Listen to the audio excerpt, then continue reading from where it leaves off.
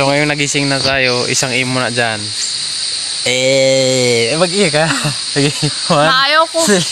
Magtrabaho na tayo ngayon, mga idol. At sobrang init, grabe. Pero okay lang, ang ganda naman ng panahon natin ngayon dito mga idols. Ito nga yung aking asawa. Nagpapasikat, mabilis daw yung kamay.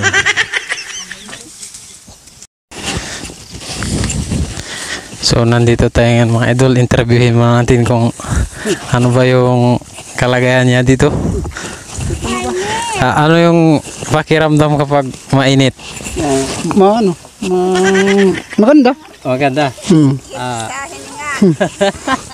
Anong ano dito natin idol? Pananghalian mamaya. Ay, ano lang, yung pagi. Inihaw ng pagi. So agad dito lang wala at tapos na muna ang ating ano dahil magtrabaho tayo guys.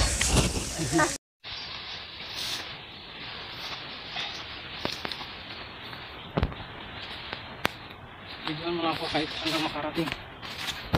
Dalihin mo to.